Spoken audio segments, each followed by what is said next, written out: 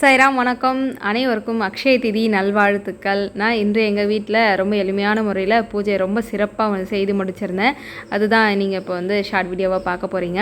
மகாலட்சுமி தாயார், கற்பக விருட்சம், காமதேனு அப்படின்னு அழகாக இவங்களுக்கு அலங்காரம் பண்ணி ரெடியாக இருக்காங்க. இப்போ நம்ம பூஜை செய்ய போகிறோம்.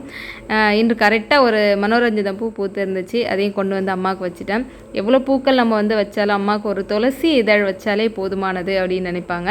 அதனால் கண்டிப்பாக ஒரு துளசி இலையை கொண்டு வந்து வச்சுட்டு எங்கள் வீட்டு காமதேனும் அழகாக ரெடி ஆகிட்டாங்க. இப்போ நான் என்னென்ன பொருள்லாம் வச்சுருக்கிறேன் அப்படின்னா, எங்கள் மாமியார்கிட்ட போயிட்டு உப்பும் மஞ்சளும் அவங்க காலில் விழுந்து ஆசீர்வாதம் வாங்கிட்டு, அவங்க எப்போவுமே வாங்கி தருவாங்க வருஷந்தோறுமே. அதை கொண்டு வந்து சாமிக்கிட்ட வச்சுட்டு, நானாக ஒரு 21 ஏலக்காய் வச்சு மாலை மாதிரி கோத்தேன், மகாலட்சுமிக்கு போடலாம் அப்படின்னு.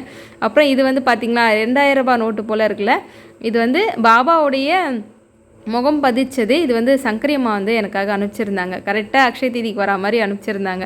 ரொம்ப சந்தோஷமாக இருந்தது. அதையுமே வச்சுட்டு பச்சரிசி, வெல்லம், துவரம்பருப்பு இது எல்லாமே கொஞ்சம் கொஞ்சம் வச்சுட்டாங்க. இப்போ பிரசாதமாக வெத்தலை பாக்கு, பழம், பாயசம் பண்ணியிருந்தேன். அதுக்கப்புறம் மிளகு பொங்கல் பண்ணியிருந்தேன். கொஞ்சம் சாம்பார் ஊற்றி வச்சுட்டு அம்மாவுக்கு. அதுக்கப்புறம் பானகம் வச்சுருந்தேன். பானகம் எப்படி செய்யணும்னு ஒரு சகோதரி கேட்டாங்க. சுத்தமான தண்ணியில் கொஞ்சம் நாட்டு சக்கரை, ஏலக்காய் தட்டி போட்டுட்டு கொஞ்சமாக சுக்குத்தூள் போட்டு நம்ம பானகம் சாமிக்கு வச்சிடுறாங்க. அர்ச்சனைக்காக கோமதி சக்கரம், பூ இது எல்லாமே பயன்படுத்தி அம்மாவுடைய கனகதாரா சோஸ்திரம் படித்து அழகாக பூஜையை ரொம்ப அழகாக நிறைவாக முடிச்சிட்டேன்.